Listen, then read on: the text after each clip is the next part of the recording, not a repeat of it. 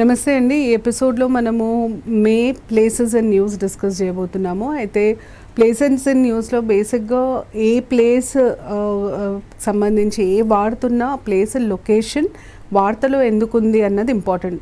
వార్తలో ఎందుకుంది అన్న దానికంటే లొకేషన్ మీద ఎక్కువ ఫోకస్ ఉంటుంది. ఇప్పుడు ఉదాహరణకి మన ఫస్ట్ ప్లేస్ చూడండి, రిటా క్యూబా బ్లాంకో. ఈ రిటా క్యూబా బ్లాంకో అనేది ఒక మౌంటైన్ పీక్. ఇది ఏ కంట్రీలో ఉన్నదని ఇంపార్టెంట్, కొలంబియా ఇంపార్టెంట్.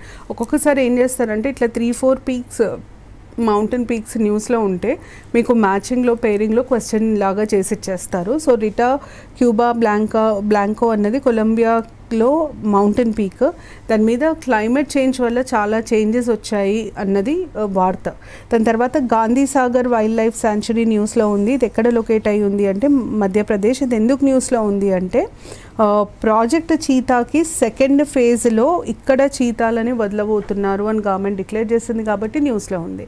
అయితే ప్రాజెక్ట్ చీతా ఫస్ట్ స్టార్ట్ అయింది 2022లో. 1952లో చీతాస్ ఎక్స్టింక్ట్ అయిపోయాయి ఇండియాలో. తర్వాత 2022లో మనము నమీబియాతోని టైఅప్ చేసుకొని, ఆఫ్రికన్ కంట్రీ నమీబియాతో టైఅప్ చేసుకొని కూనో నేషనల్ పార్క్ మధ్యప్రదేశ్లో ప్రాజెక్ట్ చీతా ద్వారా చీతాస్ని ఇంట్రడ్యూస్ చేశాం. సో మీకు ఈ పీస్ ఆఫ్ ఇన్ఫర్మేషన్లో ఫస్ట్ ఇంపార్టెంట్ ఏంటంటే Gandhi Sagar wild life sanctuary ఎక్కడుంది, మధ్యప్రదేశ్. ఎందుకు న్యూస్లో ఉంది? Second phase of project cheetah అక్కడ ఇంప్లిమెంట్ అవుతుంది. ప్రాజెక్ట్ చీతా ఎప్పుడు స్టార్ట్ అయింది? 2022లో. ఇండియా ఏ కంట్రీతో టైఅప్ చేసుకుంది? నమీబియాతో టైఅప్ చేసుకుంది. ఫస్ట్ ఫేజ్లో చీతాలను ఎక్కడ వదిలారు? కూనో నేషనల్ పార్క్లో వదిలారు.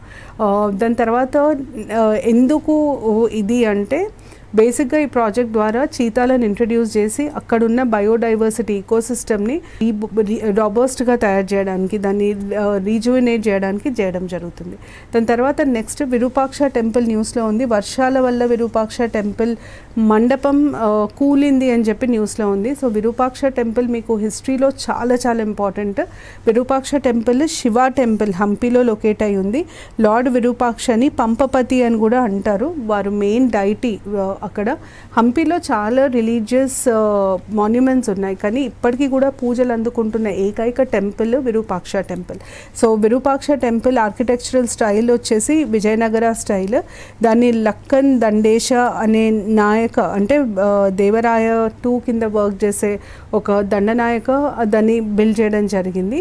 నేను ఇంతకుముందు చెప్పినట్టు ఓన్లీ కంటిన్యూస్ ఫంక్షనింగ్ టెంపుల్, అంటే ఈ రోజుకి కూడా పూజలు అందుకుంటున్న ఏకైక టెంపుల్ విరూపాక్ష టెంపుల్. దీంట్లో 100 పిల్లర్స్, చేంబర్స్ ఉంటాయి, గోపురమ్స్ ఉంటాయి, చిన్న చిన్న ఇంకా వేరే వేరే ష్రైన్స్ అవన్నీ ఉంటాయి.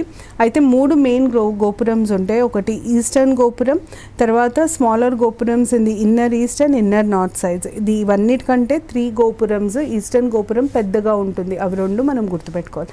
దాని తర్వాత world's deepest known blue hole ఎక్కడ డిస్కవర్ చేశారు? దాన్ని తంజా బ్లూ హోల్ అని చెప్పి దాన్ని నేమ్ చేశారు. దాన్ని చెటుమల్ బే, యుకాటన్ పెనిన్సులా, మెక్సికోలో డిస్కవర్ చేశారు. సో ఆ పేరు వరల్డ్స్ డీపెస్ట్ బ్లూ హోల్ పేరు ఎక్కడ డిస్కవర్ చేశారు ఇంపార్టెంట్. దానికంటే ముందు డీపెస్ట్ బ్లూ హోల్ ఏముండే అంటే డ్రాగన్ హోల్. సౌత్ చైనా సీలో dragon hole deepest blue hole లాగా ఉండింది. డ్రాగన్ హోల్ అన్నది ఇన్ఫార్మల్ నేమ్. దాని ఫార్మల్ నేమ్ వచ్చేసి సన్షా యోంగ్లే బ్లూ హోల్. దాని తర్వాత నెక్స్ట్ బ్లూ హోల్స్ అంటే ఏంటి? బ్లూ హోల్స్ మనకు సింక్ హోల్స్ లాగా ఇట్లా స్ట్రైట్గా వర్టికల్గా భూమిలోకి హోల్స్ ఉంటాయి అన్నమాట. దాన్ని మనం బ్లూ హోల్స్ అని అంటాము. ఇంకా వేరే famous blue holes world wide ఏమేమి ఉన్నాయన్నది కూడా ఇక్కడ లిస్ట్ చేశాను. ఒకవేళ బ్లూ హోల్ మీదనే క్వశ్చన్ అడగాలనుకుంటే ఈ బ్లూ హోల్ నేమ్, లొకేషన్ అడిగే ఛాన్సెస్ ఉంటాయి. సో ఇవి కూడా మీరు చూసుకుంటే మంచిది. తర్వాత కన్కేస్తరు పోర్ట్ న్యూస్లో ఉంది. ఈ కన్కే సంతురై పోర్ట్ ఎందుకు న్యూస్లో ఉంది అంటే ఇండియా దీనికి గ్రాంట్ ఇచ్చిందనమాట. ఈ పోర్ట్ని డెవలప్ చేయడానికి శ్రీలంకకి గ్రాంట్ ఇచ్చింది. సో ఫస్ట్ క్వశ్చన్ ఏముంటుందంటే కన్కే సంతురై పోర్ట్ ఎక్కడుంది అని అడుగుతారు. శ్రీలంకలో ఉంది. ఇండియా కింది వాటిలో పేర్కొన్న ఏ పోర్ట్స్కి గ్రాంట్ ఇచ్చింది రీసెంట్గా అంటే ఇదే పోర్ట్ ఏ కంట్రీ అంటే శ్రీలంక. దాని తర్వాత next Indian institute of technology Goa Guwahati న్యూస్లో ఉంది. ఎందుకంటే వాళ్ళు ఒక కొత్త స్పీచ్ టెక్నాలజీని ఇన్వెంట్ చేశారు. దాని పేరు లోక్యూ అన్నది స్పీచ్ టెక్నాలజీ. అది హ్యూమన్ స్పీచ్ని సిగ్నల్స్ని డైరెక్ట్గా జనరేట్ చేస్తుంది. సో లోక్యూ అన్నది ఏంటి అంటే స్పీచ్ టెక్నాలజీ. ఎవరు డెవలప్ చేశారు? ఐఐటి గువాహటి. తర్వాత ఐఐటి మద్రాస్లో ఇన్క్యూబేట్ అయిన ఒక company nations first high performance system on చిప్ని డెవలప్ చేశారు. అది చాలా చాలా important. Nations first, India's first high performance చిప్ని ఎవరు డెవలప్ చేశారు అని అడుగుతారు. ఐఐటి మెడ్రాస్ గుర్తుపెట్టుకోండి. దాని తర్వాత నెక్స్ట్ మనకి Panama, central American country Panama న్యూస్లో ఉంది. ఎందుకు న్యూస్లో ఉంది అంటే పనామా మైగ్రేషన్ పాలసీని మారుస్తుంది. ఎందుకు ఇది ఇంపార్టెంట్ అంటే పనామా నార్త్ అమెరికాని సౌత్ అమెరికాని కనెక్ట్ చేసే కంట్రీ. సో దాని ఇమిగ్రేషన్ పాలసీ మారితే దాని ఇంపాక్ట్ నార్త్ సౌత్ అమెరికాస్కి ఉంటుంది. దాని తర్వాత న్యూస్లో ఉన్న ఇన్ఫర్మేషన్ ఏంటంటే ఈ డిరైన్ జంగల్ అన్నది యుఎస్ బార్డర్. సో మామూలుగా ఈ డిరైన్ జంగల్ నుండి మైగ్రేషన్ జరుగుతూ ఉంటుంది. సో అక్కడ ఈ డిరైన్ జంగల్ మీద కూడా ఇంపాక్ట్ ఉంటుంది అని చెప్పి న్యూస్లో ఉంది. సో డిరైన్ జంగల్ ఎక్కడుంది అంటే యుఎస్ బార్డర్లో ఉంది. తర్వాత Congo, democratic republic of Congo యాపిల్ని అక్యూజ్ చేసింది. అంటే యాపిల్ మీద మేము కేసు వేస్తామని డిక్లేర్ చేసింది. ఎందుకు అంటే వాళ్ళ సెల్ ఫోన్ మ్యానుఫ్యాక్చరింగ్ అంటే వాళ్ళ గ్యాజెట్స్ని మ్యానుఫ్యాక్చర్ చేయడానికి బ్లడ్ మినరల్స్ వాడుతున్నారు. ఈ బ్లడ్ మినరల్స్ అంటే ఏంటి? మీరు ఎప్పుడైనా చూడండి న్యూస్లో బ్లడ్ మినరల్స్, బ్లడ్ డైమండ్స్ అన్న పదం న్యూస్లో ఉంటుంది.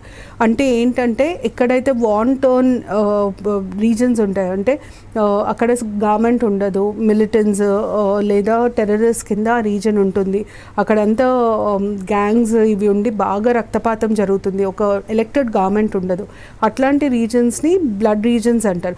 అక్కడ ప్రొడ్యూస్ అయిన, అక్కడ దొరికిన మినరల్స్ కానీ అక్కడ దొరికిన డైమండ్స్ని కానీ ఎవరైనా కొనుగోలు చేస్తే వాటిని అంటే వాళ్ళ చేతిలో నుండి అమ్మిన కొన్న డైమండ్స్ మినరల్స్ని బ్లడ్ డైమండ్స్ అంటారు.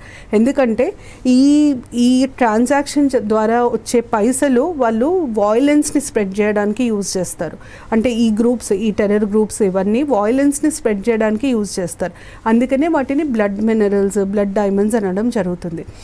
దాని తర్వాత నెక్స్ట్ మనకి న్యూస్లో ఉన్నది ఏంటి అంటే దానికి సంబంధించింది, ఇది ఇంపార్టెంట్. హోపెన్ ఐలాండ్ బర్డ్ ఆర్కియోపోలోలో వాల్రస్ అనే ఒక యానిమల్ చనిపోయింది, బర్డ్ ఫ్లూ వచ్చేసి. కానీ మనకు అది అడగరు, హోపెన్ ఐలాండ్ ఎక్కడుంది అని అడుగుతారు. హోపెన్ ఐలాండ్ అన్నది సల్బాడ్ ఆర్కియోపోలో ఆర్టిక్ ఓషన్లో ఉంది. అది నార్వే ఇంకా నార్త్ పోల్ మధ్యలో ఉంటుంది. ఇది ఇంపార్టెంట్. దాని తర్వాత నెక్స్ట్ మనకు న్యూస్లో ఐలాండ్ గురించి ఇది బ్యాక్గ్రౌండ్లో ఇన్ఫర్మేషన్, కానీ నేను చెప్పిన అంతే సరిపోతుంది. నెక్స్ట్ మనకు న్యూస్లో థమస్ రివర్, సర్బియాలో ఉన్న థమస్ రివర్ న్యూస్లో ఉంది. ఎందుకంటే ఒక 700-year-old ప్రీ హిస్టారిక్ సెటిల్మెంట్ని థమస్ రివర్ దగ్గర కనుగొనడం జరిగింది. సో థమస్ రివర్ ఏ కంట్రీ నుండి ఫ్లో అవుతుంది అన్నది ఇంపార్టెంట్. బ్యాక్గ్రౌండ్లో సర్బియా గురించి కూడా తెలియాలి. సర్బియా అన్నది సౌత్ ఈస్ట్ యూరోప్లో ఉన్న కంట్రీ. దాని బార్డరింగ్ కంట్రీస్ వచ్చేసి Hungary, Romania, Bulgaria, north Macedonia, Croatia, ఇంకా బాస్నియా హెర్జగోవినా. క్యాపిటల్ సర్బియాది వచ్చేసి బెల్గ్రేడ్. ఈ ఇన్ఫర్మేషన్ ఇంపార్టెంట్ ఎందుకంటే మీకు కొన్నిసార్లు ఇవి కూడా అడుగుతారు. దాని తర్వాత నెక్స్ట్ మనకి మిట్టింక్ ఆక్స్ఫర్డ్ యూనివర్సిటీకి చెందిన జియాలజిస్ట్ ఒక మ్యాగ్నెటిక్ ఫీల్డ్ని డిస్కవర్ చేశారు.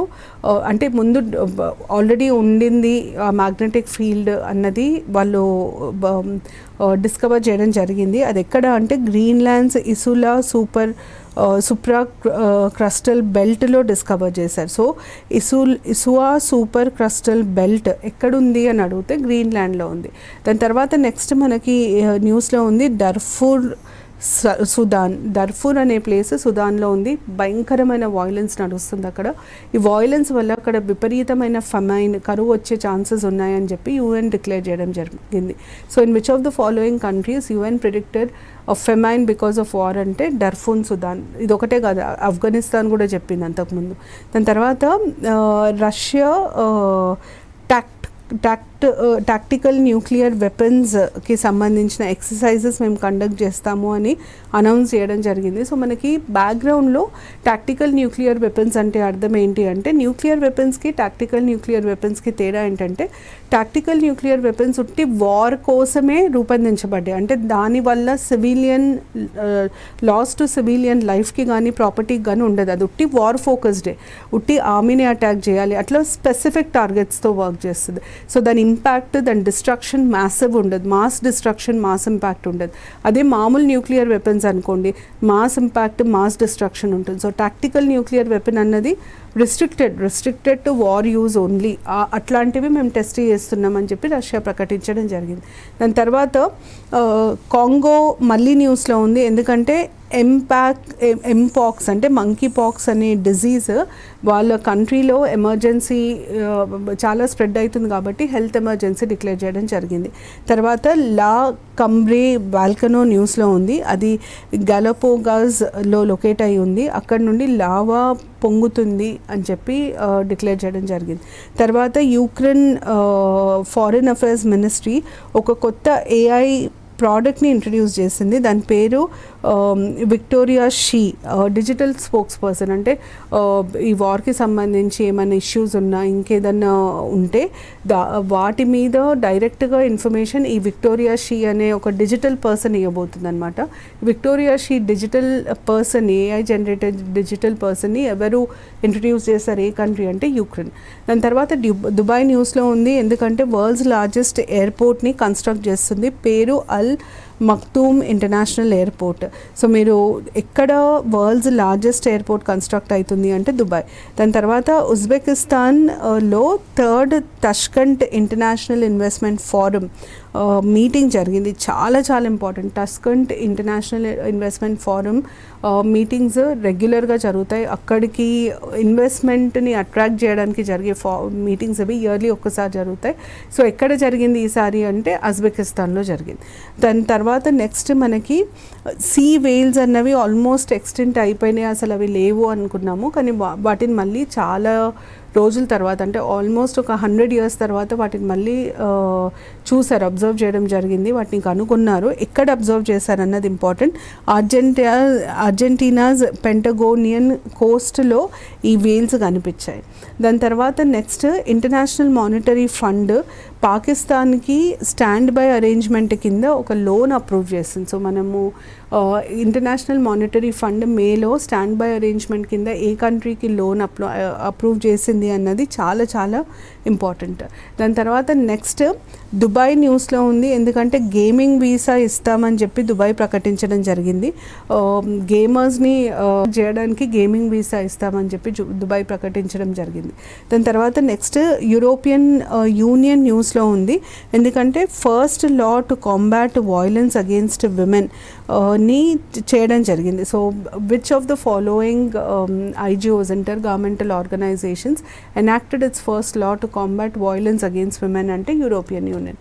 దాని తర్వాత నెక్స్ట్ మనకి కెన్యా న్యూస్లో ఉంది, ఎందుకంటే కెన్యాలో చాలా సీరియస్ కొలెరా అవుట్బ్రేక్ వచ్చింది, దానివల్ల న్యూస్లో ఉంది. And India INS Sumedha, Indian naval ship Sumedha ద్వారా వాళ్ళకి హెల్ప్ పంపించింది.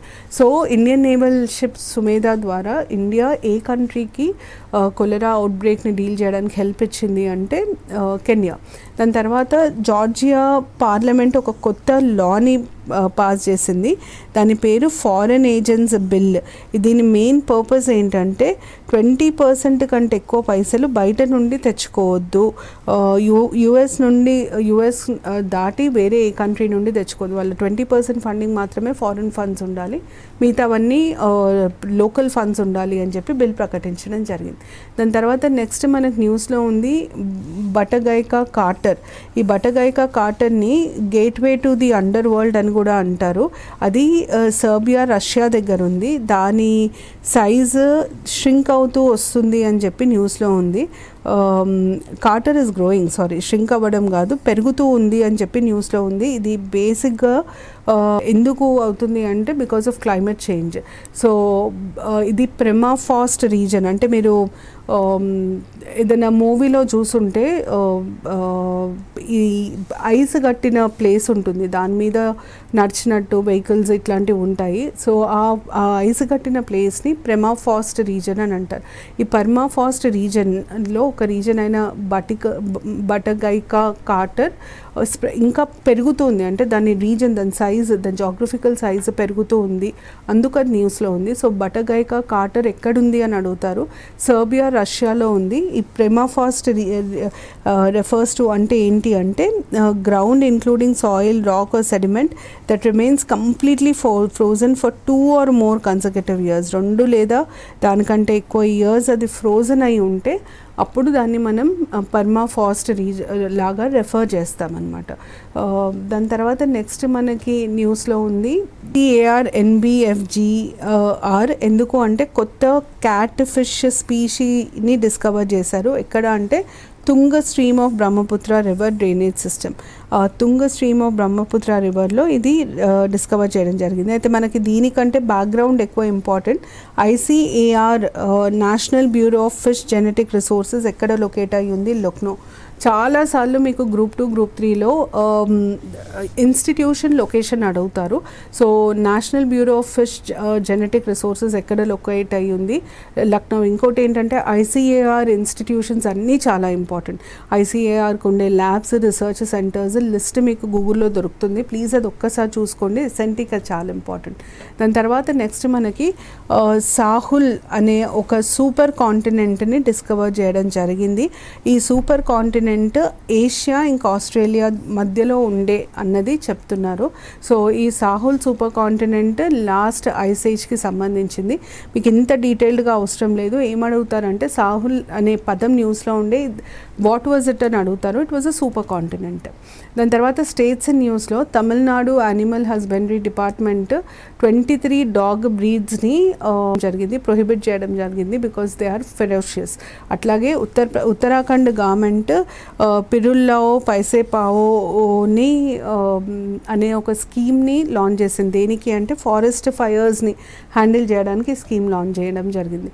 తర్వాత మహారాష్ట్ర పంచ్ టైగర్ రిజర్వ్. ఈ పెంచ్ టైగర్ రిజర్వ్ ఎక్కడుంది అన్నది ఇంపార్టెంట్. లెపర్డ్ క్యాట్ని డిస్కవర్ చేశారు అక్కడ. సో మీకు బ్యాక్గ్రౌండ్లో మీకు ఎగ్జామ్కి Pench tiger reserve which was a news recently ఎక్కడుంది అని అడుగుతారు, మహారాష్ట్ర. తర్వాత రాజస్థాన్ కొత్త డిజిటల్ వాటర్ డిస్ట్రిబ్యూషన్ సిస్టమ్ని ఇంట్రడ్యూస్ చేసింది. దాని పేరు వచ్చేసి Barabandi system. So Barabandi system అనే డిజిటల్ వాటర్ సిస్టమ్ని ఎవరు ఇంట్రడ్యూస్ చేశారంటే రాజస్థాన్. తర్వాత కేరళ టెంపుల్ ఒక ప్లాంట్ని బ్యాన్ చేసింది. ఒక ఆవిడ ప్లాంట్ని తిని ఒక మహిళ చనిపోవడం జరిగింది. సో ఏంటది అంటే ఒలెండర్ అనే ప్లాంట్ని ఏ స్టేట్ టెంపుల్స్ బ్యాన్ చేశాయి? కేరళ. అలాగే కేరళ వెస్ట్ నైల్ డిజీజ్ మా దగ్గర స్ప్రెడ్ అవుతుంది అని చెప్పి డిక్లేర్ చేయడం జరిగింది. మన బ్యాక్గ్రౌండ్లో వెస్ట్ నైల్ డిజీజ్ ఏంటి అన్నది తెలియాలి. వెస్ట్ నైల్ అన్నది ఒక వైరస్, అది క్యూలెక్స్ మస్కిటో ద్వారా స్ప్రెడ్ అవుతుంది. నేను ఇంకో ఎపిసోడ్లో మీకు యాడిస్ మస్కిటో గురించి చెప్పాను, అట్లా క్యూలెక్స్ మస్కిటో ద్వారా స్ప్రెడ్ అవుతుంది కాబట్టి అది వెక్టార్ బోర్న్ డిజీజ్. బేసిక్గా ఈ మస్కిటోస్ సిక్ బర్డ్స్ మీద ఫీడ్ అయ్యి మళ్ళీ హ్యూమన్ మీద కూడా ఫీడ్ అయితే అది స్ప్రెడ్ అవుతుంది. దాని తర్వాత నెక్స్ట్ మనకి కుందన్ గ్రీన్ ఎనర్జీ అనే ఒక కంపెనీ న్యూస్లో ఉంది. ఎందుకంటే ఒకవేళ ఈ ఉత్తరాఖండ్లో వాళ్ళు ఒక మేజర్ ప్రాజెక్ట్ని స్టార్ట్ చేస్తున్నారు. మీకు న్యూస్లో ఒకవేళ ఉత్తరాఖండ్ చాలా చాలా ఇంపార్టెంట్. దాని తర్వాత నెక్స్ట్ భీమ్తాల్ లేక్, నైనీతాల్, ఉత్తరాఖండ్ చాలా ఇంపార్టెంట్. ఎందుకంటే అక్కడ ఉత్తరాఖండ్లో వచ్చిన ఒక ఫారెస్ట్ ఫైర్ని ఆర్పడానికి ఇండియన్ ఎయిర్ ఫోర్స్ ఈ లేక్ నుండి వాటర్ కలెక్ట్ చేసుకుంది. సో భీమ్తాల్ లేక్ ఎక్కడుంది అన్నది అడుగుతారు, నైనీతాల్. అట్లాగే సంగ్లాపూర్ లేక్ కూడా న్యూస్లో ఉంది. సంగ్లాపూర్ లేక్ ఎక్కడుంది అంటే సిక్కింలో ఉంది. దాన్ని ఫస్ట్ టైం పబ్లిక్ కి ఓపెన్ చేశారు, అంటే రీసెంట్ టైమ్స్లో పబ్లిక్ ఓపెన్ చేశారు. ఆ లేక్కి చాలా రిలీజియస్ సిగ్నిఫికెన్స్ కూడా ఉంది. అట్లాగే అరికా రీసెర్చ్ సెంటర్ శివమొగ్గ కర్ణాటకలో ఉన్న అరికా రీసెర్చ్ సెంటర్ ఏం డిక్లేర్ చేసిందంటే అక్కడ పెరిగే అరిక్ నట్స్ అంటే పోక చెక్కలు, ఆ పోక చెక్కలు చాలా సుపీరియర్ క్వాలిటీవి అని చెప్పి డిక్లేర్ చేయడం జరిగింది. దాని తర్వాత మనకి బైలాటరల్కి వచ్చేసరికి ఇంకా ఇండియా ఇంకా మాల్డోవా అనే కంట్రీ, ఈ 2 countries visa free travel for 2 country సిటిజన్స్ని సైన్ చేయడం జరిగింది. అట్లాగే NPCI ఇంటర్నేషనల్ పేమెంట్స్ లిమిటెడ్, మన ఇండియన్ నేషనల్ పేమెంట్స్ లిమిటెడ్కి సంబంధించి ఇంటర్నేషనల్ ఆర్మ్ అది NPCI ఒక అగ్రిమెంట్ సైన్ చేసింది. ఎవరితోనంటే నమీబియాతో. ఎందుకు అంటే to develop their UPI interface. So India ఏ కంట్రీతో వాళ్ళ UPI ఇంటర్ఫేస్ని డెవలప్ చేయడానికి అగ్రిమెంట్ సైన్ చేసింది అంటే నమీబియా. దాని తర్వాత యూరోపియన్ యూనియన్ 1 బిలియన్ ఎయిడ్ ప్రకటించింది. ఏ కంట్రీకి ప్రకటించింది అంటే లెబనాన్. దాని తర్వాత థైలాండ్ వీసా ఎగ్జామ్షన్ని ఎక్స్టెండ్ చేసింది. ఎవరికి? ఇండియా ఇంకా తైవాన్ నుండి వచ్చే విజిటర్స్కి. ఎప్పటివరకు? నవంబర్ 11, 2024 వరకు ఎక్స్టెండ్ చేసింది. నవంబర్ 11, 2024 అడగరు, కానీ ఏ కంట్రీ నుండి వచ్చిన విజిటర్స్ అని మాత్రం అడుగుతారు. దాని తర్వాత ఇండియా మాల్దీవ్స్ నుండి కంప్లీట్గా మిలిటరీ ప్రెజెన్స్ని విత్డ్రా చేసుకుంది May 10, 2024. అట్లాగే చాలా చాలా ఇంపార్టెంట్ న్యూస్, ఈ Chabahar port 10-year agreement India sign చేసింది. యాక్చువల్లీ 2016లోనే మనం అగ్రిమెంట్ సైన్ చేసినాం. మళ్ళీ ఈ అగ్రిమెంట్ ఎందుకు అంటే పాత అగ్రిమెంట్ని రెన్యూ చేయడానికి సైన్ చేయడం జరిగింది. దీంట్లో మనకి తెలియాల్సింది ఏంటంటే చాబహార్ పోర్ట్లో 2 ఉంటాయి. దాంట్లో మనం ఏది డెవలప్ చేస్తున్నాం అన్నది ఇంపార్టెంట్. 2 separate పోర్ట్స్ ఉంటాయి. ఒకటేమో Shahid Beheshti, Shahid Kalantari. India Shahid బెహెస్తిని డెవలప్ చేస్తుంది. చాబహార్ పోర్ట్ చాలా చాలా ఇంపార్టెంట్. అదొక డీప్ వాటర్ పోర్ట్. అది సిస్తాన్ బలూచిస్తాన్ ఏరియాలో ఉంది. Gulf of Oman, strait of హమ్రోజ్ దగ్గర ఉందంటే స్ట్రాటజిక్ లొకేషన్ అది. అందుకనే దాని డెవలప్మెంట్ చాలా ఇంపార్టెంట్. అండ్ ఇండియా తీసుకున్న first overseas port development project Chabahar port. ఎందుకంటే అది మనం 2016లో తీసుకున్నాం. అండ్ గుర్తుపెట్టుకోవాల్సింది ఏంటంటే ఈ port development international north south transport కారిడార్లో ఒక భాగం, అది మనం గుర్తుపెట్టుకోవాలి. దాని తర్వాత మనకి INSTC అన్నది ఏంటి అంటే it is a multimodal transportation route.